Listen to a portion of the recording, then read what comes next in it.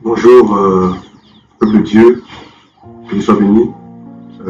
Aujourd'hui, par la grâce de Dieu, nous sommes le dimanche et nous allons partager par la grâce de Dieu la parole de Dieu. Et nous allons rendre la grâce à Dieu avant de commencer.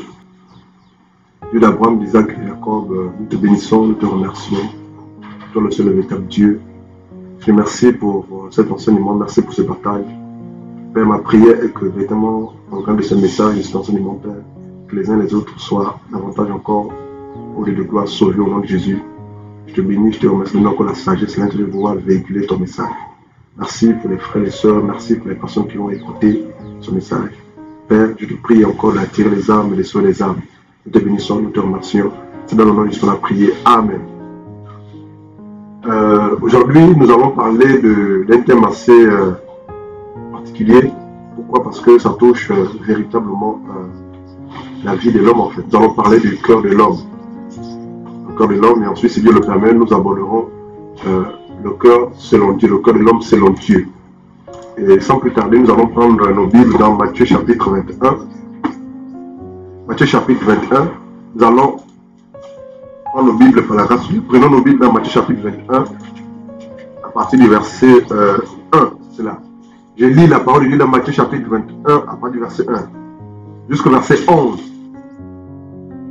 Lorsqu'ils approchèrent de Jérusalem et qu'ils furent arrivés à Bethphagée, vers la montagne des Oliviers, Jésus envoya 2 disciples, verset 2, Matthieu chapitre 21, 2, et leur disant, allez au village qui est devant vous, vous trouverez aussitôt une ânesse attachée et un ânon. Avec elle, détachez-les et amenez-les moi. Verset 3. Si quelqu'un vous dit quelque chose, vous répondrez, le Seigneur en a besoin, et à l'instant, il laissera aller. Verset 4. Or, ceci arriva afin que s'accomplisse ce qui avait été annoncé par le prophète.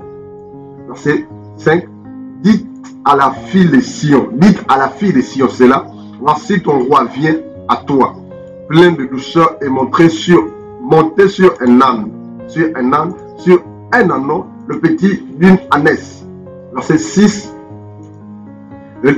Les disciples allèrent et firent ce que Jésus leur avait ordonné. Ils amenèrent l'ânesse et l'ânon, mirent sur eux leurs vêtements et le firent asseoir dessus. Verset 8. La plupart des gens de la foule étendirent leurs vêtements sur le chemin, d'autres coupèrent des branches d'arbres et enjonchèrent la route. Verset 9. Ceux qui précédaient et ceux qui suivaient Jésus criaient, Hosanna au fils de David, Hosanna au fils de David, béni soit celui qui vient au nom du Seigneur, Hosanna dans le lieu très haut. Verset 10. Lorsqu'il entrait dans Jérusalem, toute la ville fut émue. Et l'on disait, qui est celui-ci? La foule répondait, c'est Jésus, le prophète de Nazareth en Galilée. Ici, par la grâce de Dieu, c'est Jésus qui s'apprête à entrer en Jérusalem. Il envoie ses disciples aller prendre un ânon ou le petit d'un âne pour qu'ils montent dessus afin de rentrer dans la ville de Jérusalem. Pourquoi? Ici, c'est la prophétie qui s'accomplit. Parce que le prophète Zacharie, dans Zacharie chapitre 9, le verset 9, avait déjà prédit par la grâce de Dieu qu'il devait rentrer dans Jérusalem pour aller à la croix, pour se faire crucifier, mais sur le dos d'un petit âne, en fait. Et là, la prophétie est en train de s'accomplir. La prophétie s'accomplit plusieurs années après. Et là, dans Matthieu chapitre 21, on voit c'est Jésus qui entre dans la ville. Et lorsqu'il entre dans la ville, assis sur le petit âne, le peuple s'écria, Hosanna, Hosanna, Hosanna. Vraiment, ils ont acclamé, ils ont ovationné Jésus-Christ de Nazareth. Ils ont coupé les branches de palmiers. Voilà quoi, ils ont mis leurs vêtements sur le sol. Et Jésus marchait dessus, étant sur le dos de ce ânon-là. Et c'était merveilleux. Le peuple était content. Ils ont dit, vraiment, c'est la nuit. On va relire. C'est le verset 10 de Matthieu chapitre 21. Verset 10. On va commencer par du verset 9. Matthieu chapitre 21, 9. Ceux qui précédaient et ceux qui suivaient Jésus criaient Hosanna au fils de David. Béni soit celui qui vient au nom du Seigneur. Hosanna dans les lieux très hauts. Donc le peuple, la foule était content. Voilà quoi, verset 10. Lorsqu'il entra dans Jérusalem, toute la ville fut émue et on disait, qui est celui-ci? Verset 11. La foule répondait, c'est Jésus le prophète de Nazareth en Galilée. Waouh. La Bible dit que c'est Jésus de Nazareth, le prophète, qui entrait, voilà quoi, dans Jérusalem. Et la foule, allez, je dis pas, pardon, la foule était émue, contente en fait. Pourquoi? Parce que c'est Jésus est rentré. C'est merveilleux. Hosanna. Gloire au Fils du Dieu très, très haut. Hosanna. Ils étaient contents en fait. Ils ont acclamé Jésus. Ils ont élevé Jésus. Ils ont célébré son nom en fait. Ils étaient contents. Parce que parmi ces personnes, nombreux savaient que Zacharie avait déclaré cette prophétie. Et là, c'était merveilleux. Mais regardez, quelques temps après, juste quelques temps après, on va lire Matthieu chapitre 27. Merci Saint-Esprit de Dieu. Matthieu chapitre 27. On va lire Matthieu chapitre 27. À partir du verset 15. J'ai lu la parole dans Matthieu chapitre 27 à partir du verset 15. À chaque fête, le gouverneur avait coutume de relâcher un prisonnier. Celui que demandait la foule. Verset 16. Il avait alors un prisonnier fameux nommé Barabbas. Verset 17. Quand ils étaient assemblés, Pilate leur dit, lequel voulez-vous que je vous le relâche? Barabbas ou Jésus, qu'on a appelé Christ, qu'on appelle Christ. Ici, Jésus avait déjà été arrêté en fait, trahi par Judas et amené auprès de Pilate, le gouverneur de l'époque. Et là, Jésus, en fait, Pilate demande un choix en fait. Soit, parce qu'à l'époque, c'est un peu la grâce présidentielle, c'est là qu'ils ont pris ça en fait. Voilà quoi. Il fallait qu'un des prisonniers soit libéré lors d'une fête en fait. Et là, la Bible dit au verset 17, comme ils étaient assemblés, Pilate leur dit, lequel voulez-vous que je vous relâche en fait? Barabbas ou Jésus qu'on appelle Christ? La question est posée, verset 18. Car il savait que c'était par envie qu'il avait livré Jésus. Verset 19. Pendant qu'il siégeait au tribunal, sa femme, la femme de Pilate, lui fit dire qu'il n'y ait rien entre toi et ce juste, car aujourd'hui j'ai beaucoup souffert en songe à cause de lui. Donc pendant que Pilate voulait, voilà quoi, mais la femme de Pilate dit à Pilate, ah, moi qu'il n'y ait rien entre toi et cet homme-là, parce que j'ai mal dormi au sujet de cet homme toute la nuit. Verset 20. Les principaux sacrificateurs et les anciens persuadèrent la foule de demander Barabbas et de faire périr Jésus. Verset 21. Le gouverneur, prenant la parole, leur dit, lequel des deux voulez-vous que je vous relâche? Il répondit, Barabbas. Donc il fallait que la foule fasse un choix entre libérer Jésus ou libérer Barabbas. Il fallait que la foule choisisse en fait. Mais là, la foule a décidé de choisir qui? Barabbas, un meurtrier, pardon, un criminel. Et qu'est-ce qui se passe au verset 21? Le gouverneur prend la parole, leur dit, lequel des deux voulez-vous que je vous relâche en fait? Il répondit, Barabbas. Verset 22, Pilate leur dit, que ferai-je donc de Jésus qu'on appelle Christ? Tous répondirent qu'il soit crucifié. Wow. Verset 23, le gouverneur dit, mais quel mal a-t-il fait? Il cria encore plus fort, qu'il soit crucifié. Mais verset 24 dit ceci, Pilate voyant qu'il ne gagnait rien, mais que le tumulte augmentait, prit de l'eau, se lava les mains et en présence de la foule et dit, je suis innocent du sang de ce juste, cela vous regarde. Ici, Christ, Jésus a été arrêté et été conduit auprès de ce gouverneur, Pilate. Et là, Pilate voulait le relâcher. Voilà quoi. Et il demande à la foule, qui dois-je relâcher? Ou qui voulez-vous qu'on relâche? Barabbas ou Jésus-Christ? Et là, ils ont choisi Barabbas. Il dit, mais dans ce cas, que ferais-je de ce Jésus? La foule a crié, il faut le crucifier. Pilate a insisté. Ils ont encore crié plus fort la foule. Il faut le crucifier. Mais regarde le parallèle que je veux faire. Lorsqu'on a lu Matthieu chapitre 21, c'est la même foule en fait. Je ne sais pas si vous l'avez réalisé et compris. C'est la même foule qui a crié Hosanna au fils de David. C'est la même foule qui a étendu leurs vêtements sur la route par laquelle Jésus-Christ de Nazareth passait. C'est la même foule qui a coupé les branches de palme, est allé sur le sol et Jésus marchait dessus sur le dos d'un âneau. C'est cette même foule-là qui élevait Jésus, qui glorifiait Dieu, qui se réjouissait parce que le Christ, le Messie, est entré à Jérusalem selon les prophéties.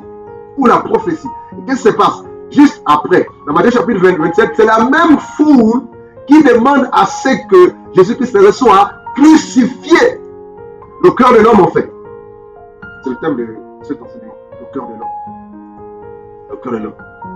Juste un instant avant, la même foule a demandé, la même foule était contente, ravie, voilà quoi, à adorer Dieu, à élever Dieu, cette même foule. Juste quelques instants après, la même foule a demandé à ce que le même homme, le même Jésus, le même Christ soit crucifié. Wow. Le cœur de l'homme. Mais la question que vous posez, qu'est-ce qui s'est passé? Juste un instant après, qu'est-ce qui s'est passé? Ce sont la même foule qui disent crucifiez-le, crucifiez-le, libérez-nous le criminel. Barabbas c'est un criminel. Voilà quoi. Il dit libérez-nous Barabbas et vraiment crucifiez, tuez Jésus-Christ de Nazareth. La même foule. Ce matin, nous voulons parler de cœur de l'homme. Effectivement, vous l'avez compris en fait. Le cœur de l'homme est changeant. Le cœur de l'homme, voilà quoi. En fait, ce qui est dans le cœur de l'homme ressort en fonction des situations, en fonction de ce qui se passe en fait. Ce qui fait que c'est pas facile et c'est rare de voir un homme vraiment, qui se maintient dans sa décision, qui a un cœur vraiment véritable et qui va jusqu'au bout selon ses décisions, selon ses résolutions en fait. Le cœur de l'homme. Et ça, vous l'avez compris en fait. Et nous allons continuer en lisant le livre de Genèse chapitre 6. On parle du cœur de l'homme. Genèse chapitre 6. Genèse chapitre 6. Genèse chapitre 6, rapidement, nous allons lire par la grâce de Dieu le verset 5 et 6. Genèse 6. Merci, je suis à la page. Genèse chapitre 6, le verset 5 et 6. L'Éternel vit que la méchanceté des hommes était grande sur la terre et que toutes les pensées de leur cœur se portaient chaque jour uniquement vers le mal. Verset 6. L'Éternel se repentit d'avoir fait l'homme sur la terre et il fit affliger en son cœur. Wow. Regardez, écoutez, s'il vous plaît. Verset 5 de Genèse chapitre 6. L'Éternel vit que la méchanceté des hommes était grande sur la terre et que toutes les pensées de leur cœur se portaient chaque jour uniquement vers le mal. Le même Dieu qui a créé les humains, le même Dieu qui a créé les hommes avec un cœur, c'est ce même Dieu-là qui remarque que les pensées des hommes se tournaient ou se tournent chaque jour vers le mal. C'est écrit en fait. Et là, il dit au verset 6, de Genèse 6, l'Éternel se repentit d'avoir fait l'homme sur la terre, il fut affligé dans son cœur. Regardez, le cœur de ces hommes se tournait chaque jour vers le mal. Et cela a affligé, a attristé le cœur de Dieu. Ça veut dire quoi? Dieu nous a donné un cœur en fait. Lorsqu'il nous a créé, il nous a donné un cœur. Voilà quoi. Et lorsqu'il nous a donné un cœur, normalement, le cœur qu'il nous a donné lors de la création, voilà quoi, ressemblait au cœur de Dieu même en fait. Mais qu'est-ce qui s'est passé? Qu'est-ce qui s'est passé? C'est le mal, c'est le péché après avoir entré dans le monde. Alléluia. Que vraiment le cœur que Dieu a donné à l'homme a été, rendu tordu en fait. Et là, le cœur de Dieu a été attristé. Pourquoi? Parce que le cœur de l'homme, le cœur de sa créature se tournait chaque jour vers le mal. Donc Dieu veut qu'on ait son cœur en fait. Alléluia. Dieu, le cœur de Dieu est attristé lorsque le cœur de l'homme fait de mauvaises choses en fait, pose de mauvais actes en fait, pratique le mal en fait, pratique le péché. Le cœur de Dieu est attristé en fait. Regardez. Avant de lire Jérémie chapitre 17, allons-y. Jérémie chapitre 17, je vais définir ce qu'est le cœur. Jérémie chapitre 17. Dans Jérémie chapitre 17, on va lire par la grâce de Dieu rapidement, verset 9 et 10. Mais avant de lire le verset 9 et 10, nous allons par la grâce de Dieu définir ce qu'est le cœur. Le mot cœur en grec, c'est cardia. Avec cardia, avec K-A-D-I-A, cardia. Lorsque la Bible parle de cœur, cela renvoie rarement à l'organe physique. C'est-à-dire cet organe physique-là qui est au-dedans de l'homme, de la poitrine, qui propulse le sang dans tout le corps humain. Lorsque la Bible parle de cœur, c'est rare que ce cœur-là fait référence à l'organe physique de l'homme en fait. Voilà quoi. Mais ici, le mot cardia, en grec, c'est traduit en français par cœur, veut simplement dire l'homme intérieur. C'est quoi l'homme intérieur? En fait, l'homme intérieur, le mot cœur est constitué des sentiments des hommes, des pensées des hommes, des émotions des hommes. Donc le cœur ici c'est l'ensemble des émotions, des sentiments, des pensées, voilà quoi, de l'homme en fait. Donc le cœur c'est l'homme intérieur de l'homme. Le cœur c'est l'homme intérieur, ce qui est à son intérieur en fait. Donc l'ensemble des pensées, des sentiments, des émotions, voilà quoi, toutes ces choses-là, c'est constitue le cœur. Et ici la Bible dit dans Jérémie chapitre 17, le cœur est tortueux par-dessus tout et il est méchant. Qui peut le connaître? Lorsque la Bible parle du cœur qui est tortueux par-dessus tout, cela ne renvoie pas à l'organe physique qui propulse le sang dans tout le corps humain, dans toutes les parties du corps. Non, c'est l'homme intérieur en fait. C'est l'ensemble de ses sentiments, de ses émotions, de sa façon de penser, de voir les choses, ses réactions et toutes ces choses-là. La Bible dit dans Jérémie 17, 9, le cœur est tortueux par-dessus tout, il est méchant. Qui peut le connaître? Dieu nous fait comprendre par le cas de Jérémie que le cœur de l'homme est méchant. Effectivement, c'est la vérité. Et lorsque Dieu parle de la méchanceté du cœur de l'homme, c'est parce que Dieu veut changer ce cœur en fait. Dieu veut transformer l'homme. Dieu veut changer l'homme. Dieu veut enlever tout ce qui est de mal ou de méchant dans la vie de l'homme, dans le cœur de l'homme en fait. Mais pour ce faire, il faudrait que par la grâce de Dieu, les hommes et les femmes reviennent, ou viennent à Dieu en fait, viennent vers le Créateur, vers Jésus-Christ de Nazareth. Et il dit au verset 10, moi l'Éternel, j'ai pour le cœur, je sonde les reins. Donc il n'y a que Dieu qui puisse éprouver, sonder et changer les cœurs des hommes et des femmes.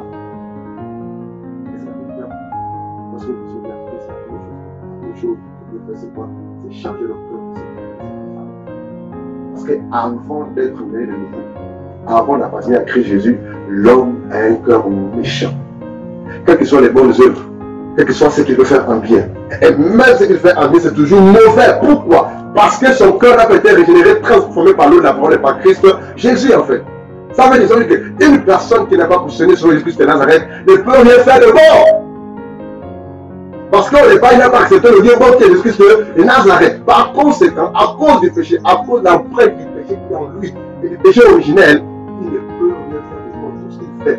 Même si ce qu'il semble faire ou ce qu'il fait a l'air bon, mais aux yeux de Dieu, c'est pas bon, c'est sale.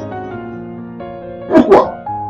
Pardon, parce que son cœur a été régénéré, transformé, lavé, nettoyé, purifié, rincé par Christ Jésus et par la parole et par le Saint-Esprit de Dieu. Le corps de l'homme est mauvais. Dieu veut le changer en fait. Dieu veut le transformer. Vous voyez, lorsque par la grâce de Dieu, on regarde un peu. Merci. Lorsque par la grâce de Dieu, on regarde un peu ce que les hommes font, un peu partout. Certaines personnes se posent la question, mais qu'est-ce qui se passe en fait dans le cœur de cet homme-là? Vous allez voir un homme, voilà quoi. Je parle des hommes d'un homme marié, il est marié à sa femme, voilà quoi. Et puis, il a promis à sa femme fidélité, amour, etc. Mais quelques temps après, ou quelques jours après, ou quelques heures après le mariage, c'est ce même homme-là qui va commettre la lutte avec une autre femme. Ou c'est cette même femme qui va commettre la lutte avec un autre homme. C'est le cœur de l'homme, il est méchant. Vous voyez, ce jeune garçon-là, qui vit autour de son père, voilà quoi, et qui passe le temps à ne pas respecter ses parents en fait. C'est un enfant rebelle, impoli, récalcitrant, voilà quoi, le cœur de l'homme en fait. Le cœur de cet enfant n'est pas régénéré en fait, le cœur de l'homme. Ce jeune garçon, cette jeune fille, voilà quoi, qui vit sur le toit des cendres de ses parents, passe le temps de coucher ou à aller en boîte de nuit ou à fumer le champ, ou à prendre des stupéfiants, voilà quoi. À jouer au bangando, au bangandette, c'est là le mot qu'ils utilisent, ces jeunes-là, ils savent de quoi je parle. C'est le cœur de l'homme qui est méchant. Voilà quoi. Et je prends un autre exemple en fait. Quelqu'un qui a fait des études, au moment où il a un bac plus, vous savez de quoi je parle. C'est un ingénieur, c'est un docteur en ceci ou en cela. Mais lorsqu'il va chercher du travail et puis on lui propose de devenir homosexuel, il accepte. Le cœur de l'homme en fait. Vous voyez cet homme qui est marié, sa femme qui a multiples enfants, voilà, et qui a des responsabilités. Mais il accepte qu'un autre homme comme lui devienne son mari en fait. C'est le cœur de l'homme en fait. C'est le cœur de l'homme, le cœur de l'homme. Voilà quoi. Vous voyez des personnes qui ont un pouvoir étatique, voilà quoi, ou qui ont des responsabilités, voilà quoi, un peu partout en fait, et qui passent le temps à voter des lois uniques en fait. C'est le cœur de l'homme qui est méchant. Vous allez voir ces personnes-là, ces chefs d'État, un peu partout dans le monde en fait. Voilà quoi. Parce qu'ils sont présidents de la République, ou roi, ou reine, ou prince, etc. Ou ils ont un pouvoir quelconque. Ils passent le temps à piner, à écraser, à violer les droits des veuves et des orphelins. C'est le cœur de l'homme, la méchanceté. Voilà quoi. Vous allez voir, dans des nations un peu partout, une femme va épouser un chien, un animal. C'est le cœur de l'homme en fait. Voilà quoi.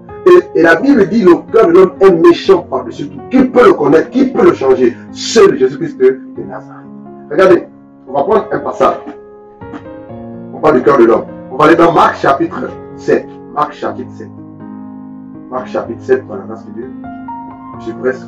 On va lire le verset 21 à 23. C'est un passage que l'on connaît tous. Les soeurs bénis. Marc chapitre 7, le verset 21 à 23. Car c'est du dedans, c'est du cœur des hommes que sortent les mauvaises pensées, les adultères, les débauches, les meurtres, les vols, les cupidités, les méchancetés, la fraude, le dérèglement, le regard envieux, la calomnie, l'orgueil, la folie. Toutes ces choses mauvaises sortent du dedans et souillent l'homme.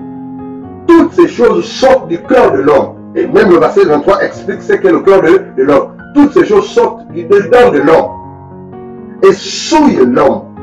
Les calomnies, l'orgueil, la folie. Vous voyez des personnes qui sont imbéciles, qui sont remplies d'orgueil en fait. Remplies d'orgueil.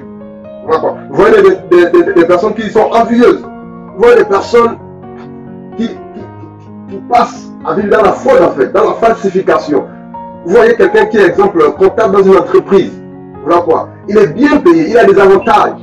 Mais il va encore vouloir tirer ou voler l'argent de l'entreprise. Il va gonfler les chiffres. C'est le cœur de l'homme. Vous voyez un responsable d'entreprise qui est bien payé, il passe le temps à détourner, à voler l'entreprise. C'est le cœur de l'homme. Vous voyez des hommes, voilà quoi, vous voyez des ministres un peu partout dans le monde, pire en Afrique même, voilà quoi, et qui sont ministres, qui sont sénateurs, députés, c'est pas trop moi, voilà quoi, mais qui passent le temps à détourner les biens publics, et les biens publics, c'est le cœur de l'homme, il y a la méchanceté, le péché est rempli dans le cœur de l'homme en fait. Mais là, Dieu veut changer le cœur de l'homme, Dieu veut transformer le cœur de l'homme, et le cœur d'un homme ne peut pas être transformé sans la personne de Jésus-Christ de Nazareth, et en dehors de Christ Jésus, notre cœur ne peut pas être transformé, régénéré ou pardonné en fait. Alléluia. Écoutez bien, s'il vous plaît. Même si que tu as été bien éduqué, même si que tu as une bonne moralité, mais si ton cœur n'a pas été régénéré par l'eau de la parole, tout ce que tu feras aux yeux de Dieu est mal, mauvais, sale. Il n'y a que Christ Jésus qui puisse, par la grâce de Dieu, transformer ton cœur, changer ton cœur. Regardez, nous sommes nombreux, voilà, qui partons, qui faisons des bonnes choses, par exemple. Je vais penser par exemple. Lors, par exemple, des campagnes politiques, par exemple, sénatoriales ou législatives ou présidentielles, un peu partout, surtout en Afrique, oui, surtout en Afrique, nous voyons les candidats qui vont dans les quartiers, dans les maisons, faire des dons, dans ça donne de l'argent. Nous voyons les candidats qui vont dans les quartiers, dans les maisons, dans les villes, dans les villages, voilà quoi, donner des fournitures scolaires, donner à manger aux uns, donner de l'argent. Pendant ces moments de campagne-là, ils sont assez gentils. Mais entre-temps, dans le secret, ces hommes-là font de très mauvaises choses. Par exemple, ça boit le sang humain, ça mange la chair humaine dans le secret. Mais pourquoi ils le font? C'est le cœur de l'homme. Le cœur de l'homme est méchant et tortueux par-dessus tout. Qui peut le connaître? Qui peut le changer? Seul Jésus-Christ de Nazareth peut le changer, le connaître, le transformer. Le cœur de l'homme.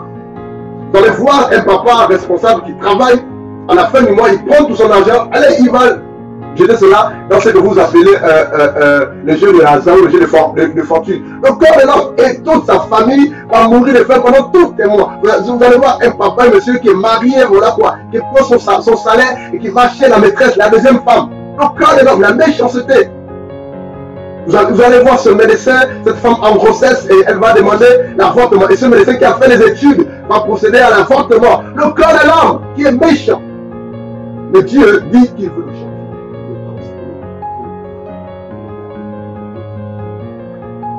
La Bible dit dans Marc chapitre 7, verset 21, car c'est du dedans, c'est du cœur des hommes que sortent quoi? Les mauvaises pensées. À chaque fois qu'il y a une mauvaise pensée, c'est que son cœur est pollué, sale. À chaque fois que quelqu'un a la haine dans son cœur, manifeste la haine envers quelqu'un, allez, je dis, c'est que son cœur est sale, son cœur est pollué. À chaque fois que quelqu'un commet l'adultère, il est marié légalement, commet l'adultère, c'est que son cœur est sale, malade, pollué. À chaque fois que quelqu'un vit la débauche, la fornication, c'est que son cœur est sale, son cœur est pourri, pollué. À chaque fois que quelqu'un commet des meurtres, son cœur est malade, son cœur est sale. À chaque fois que quelqu'un commet le vol ou la faute, la cupidité, voilà quoi, ou qu'il est déréglé, son cœur est malade. Mais Dieu veut changer ton cœur. Dieu veut changer mon cœur. Et c'est la raison pour laquelle il a envoyé son fils, Jésus-Christ de Nazareth, mourir à la croix. En fait, la mort de Christ à la croix a non seulement une œuvre salvatrice, mais une œuvre aussi de transformation, de purification. Oui, frère, l'œuvre de Christ à la croix a non seulement une œuvre salvatrice, mais aussi de purification, de transformation, voilà, de protection. Voilà quoi, des guérisons, toutes ces choses. Mais Dieu a envoyé son fils mourir à la croix pour que ton corps et mon corps soient transformés, changés, régénérés, si et seulement si on accepte Christ comme son sauveur à sauver. Voilà pourquoi, vous vous rappelez, lorsqu'on a lu Genèse chapitre 6, le cœur de Dieu était attristé. Pourquoi? Parce que le cœur des hommes se tournait chaque jour vers le mal. Donc à chaque fois que la créature de Dieu, l'être humain, commet quelque chose de pas bien, pratique le péché ou pratique le mal ou fait le mal, c'est le cœur de son créateur qui est attristé. À chaque fois qu'un homme, une femme pose un acte sale, un acte compliqué, c'est le cœur de son créateur qui est affligé, attristé, blessé. Pourquoi? Parce que c'est Dieu ton créateur, c'est Dieu mon créateur. Et là, lorsqu'on comprend cela par la grâce de Dieu, de manière simple et volontaire, on se force à obéir à Dieu. Non, on se force à se tourner à Dieu, à donner sa vie à Dieu et à obéir à la parole de Dieu. Parce qu'on ne peut pas obéir à la parole de Dieu sans appartenir à Christ, avoir reçu l'Esprit de Dieu en fait. Parce que c'est l'Esprit de Dieu qui nous donne la force, la capacité de dire non au mal, de dire non au péché par la grâce de Dieu. Et c'est l'Esprit qui est en nous par la grâce de Dieu qui nous donne le pouvoir de dire non au mal et au péché en fait.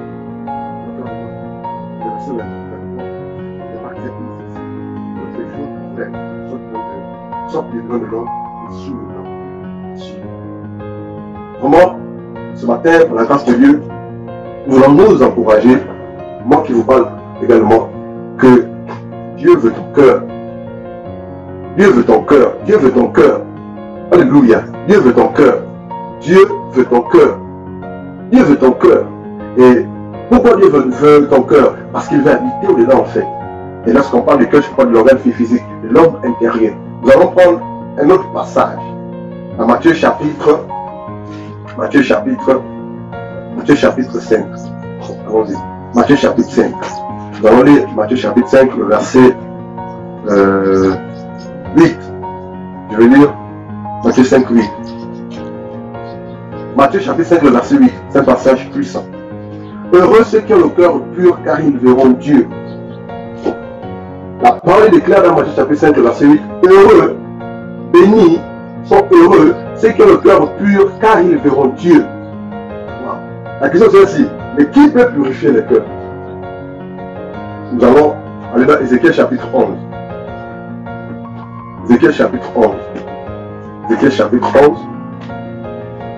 Merci Saint-Esprit. Merci pour ce moment. Merci parce que tu interpelles et tu fais du bien à quelqu'un. Ézéchiel chapitre 11, on va lire le verset 19 et 20. Ézéchiel 11, Ézéchiel chapitre 11, pardon, le verset 19 et le verset 20. Je leur donnerai un même cœur. Waouh! C'est Dieu qui parle ici par le canal du prophète Ézéchiel. Il dit, je leur donnerai un même cœur. Et je mettrai en vous un esprit nouveau. Je donnerai de leur corps le cœur de pierre. Waouh! Il dit, dans Ézéchiel chapitre 11, le verset 19, c'est Dieu qui parle. Le jeu est mis pour Dieu. Je leur donnerai un même cœur. Et je mettrai en vous, donc en l'être humain, un esprit nouveau. Le Saint-Esprit, voilà quoi. J'ôterai de leur corps, le corps physique, voilà quoi, leur cœur de pierre. Et je leur donnerai un cœur de chair. Verset 20. Afin qu'ils suivent mes ordonnances et qu'ils observent et pratiquent mes lois. Et ils seront mon peuple et je serai leur Dieu. Dieu dit au verset 19, j'ôterai, le verbe ôter c'est enlever, extirper. Je vais enlever de leur corps le cœur de pierre. Ça veut dire quoi? Lorsqu'un homme, une femme vit sur terre et n'a pas pour Seigneur Sauveur Jésus-Christ de Nazareth, son cœur ressemble à une pierre. Son cœur est dur. Pourquoi? Parce que son cœur ne peut pas reconnaître les bienfaits de Dieu, son cœur ne peut pas faire les bonnes choses, son cœur ne peut pas connaître Dieu, son cœur ne peut pas faire les bonnes choses en fait. Son cœur va se tourner vers Dieu, son cœur ne peut pas aimer Dieu, aimer la parole de Dieu, les choses de Dieu en fait. Son cœur ressemble à une pierre. Pourquoi ressemble à une pierre? Son cœur est très nul. C'est comme l'intérieur en fait. Rien ne peut entrer dans son cœur. Parce que son cœur est méchant, son cœur est dur, son cœur est une pierre. Et Dieu dit, voilà quoi. Verset 19, je leur donnerai un même cœur et je mettrai en vous un esprit nouveau. Je t'aurai de leur corps un cœur de pierre. Et je leur donnerai. Dieu ôte, Dieu enlève, Dieu déracine, Dieu extirpe. Waouh! Donc c'est lui qui a le pouvoir d'enlever ou de changer le cœur des uns et des autres. Pourquoi? Parce qu'il est Dieu. Pourquoi? C'est notre créateur. Pourquoi? C'est ton créateur, c'est mon créateur. Donc il a le pouvoir sur toutes choses. Dans les cieux, sur la terre et sur la terre en fait. Il est Dieu. Il dit, je vais enlever, je vais ôter de ton corps ce cœur incrédule, ce cœur de pierre, ce cœur qui est méchant, tortueux. En fait, qu'est-ce qu'il va faire? Il dit, je vais te donner un cœur de chair, un cœur qui a été renouvelé, transformé, régénéré par la puissance du nom de Jésus et par l'eau de la parole. Afin qu'ils suivent mes ordonnances et qu'ils observent et pratiquent mes lois. Et ils seront mon peuple, je serai leur Dieu. Écoute, s'il te plaît, mon frère, mon soeur. Tu ne peux pas appartenir à Dieu si Dieu ne te donne pas son cœur. Tu ne peux pas être enfant de Dieu si tu n'as pas reçu le cœur de Dieu. Tu ne peux pas être agréable à Dieu si tu n'as pas reçu le cœur de Dieu. Oui, frère. Lorsque quelqu'un dans sa vie a crié Jésus, Dieu lui donne son cœur par le canal de la nouvelle naissance. Afin qu'ils suivent mes ordonnances et qu'ils observent et pratiquent mes lois. Et ils seront mon peuple et je serai leur Dieu. Donc Dieu, le Dieu de la Bible n'est pas le Dieu de tout le monde en fait. Il y a deux catégories de personnes sur terre. Et ceux qui appartiennent à Dieu et ceux qui n'appartiennent pas à Dieu. Je dis ça simplement pour qu'on comprenne mieux. Il y a les enfants du diable, les enfants de Dieu. Les enfants du diable, ce sont ces hommes-là qui n'ont pas vu leur cœur être régénéré par Jésus-Christ de Nazareth, par le temps de leur acceptation, par le temps de l'acceptation de ce même Jésus-Christ de Nazareth. Et les enfants de Dieu, les enfants de Dieu qui ont accepté Christ et qui ont accepté par la grâce de Dieu de voir leur cœur être transformé, régénéré, par le temps de la repentance, la nouvelle naissance en fait. Voilà quoi. Et là il dit au verset 20, afin qu'ils suivent mes ordonnances et qu'ils observent et pratiquent mes lois et ils seront mon peuple et je serai leur Dieu. Frère, ce matin, par la grâce de Dieu, je veux nous encourager avec beaucoup d'amour. Voilà quoi, que Jésus revienne bientôt. Et je me pose la question, mais mon cœur est bien en fait. Comment est mon cœur, Blanchard? Mon cœur est bien. J'ai fait les bonnes choses. Écoute bien, tu vois, certains me disent, je vais à l'église, je donne les dîmes, je donne les offrandes. Pour ceux qui fréquentent les assemblées ou les lieux d'église, ceux-là qui ne vont pas dans les lieux de l'assemblée ou dans le lieu de l'église vont te dire, mais non, moi je ne suis pas. Vont te dire, non, mais moi je fais des dons, j'aide, je ne sais pas voir mon prochain souffrir. Hein. Voilà quoi. Et puis, chaque fin d'année, comme c'est de coutume, au mois de décembre, voilà quoi, on fait des dons. On va à gauche, à droite, et puis voilà, et puis je suis un homme bien. Maintenant, tu peux faire toutes ces choses. Aller à l'église, prier, jeûner. Tu peux donner des dons, donner des dîmes, des offrandes. Tu peux aller nourrir les pauvres. Tu peux aller faire tout ce que tu veux. Mais si tu le fais sans le Jésus-Christ de Nazareth, je vais le dire autrement. Si tu le fais sans que ton cœur ne soit transformé, purifié, régénéré par Jésus-Christ de Nazareth, je vais encore le dire autrement. Sans que ton cœur n'appartienne à Jésus-Christ de Nazareth, tout ce que tu fais, c'est zéro. Ce matin, nous ne sommes pas de Jésus ou de te condamner, mais juste de nous interpeller. La Bible dit, la parole dit que mon peuple meurt faute de connaissance. Alléluia. Nous allons continuer, nous sommes à la fin. Nous allons dans Osée chapitre 10. Osée chapitre 10, nous allons lire le verset 10 et 11. Osée chapitre 10, le verset 12 et 13. Que Dieu soit béni. Alléluia. Que Dieu te bénisse. Osée chapitre 10, le verset 12 et 13. C'est un passage que j'aime bien. Merci. Je lis Osée chapitre 10, le verset 12 et 13. Notre texte, on le prend comme conclusion en fait. S'aimer selon la justice moissonnez selon la miséricorde. Défrichez-vous un champ nouveau. Il est temps de rechercher l'Éternel jusqu'à ce qu'il vienne et répande pour nous la justice. Je vais le relire, ce passage-là. Semons selon la justice. Moissonnons selon la miséricorde.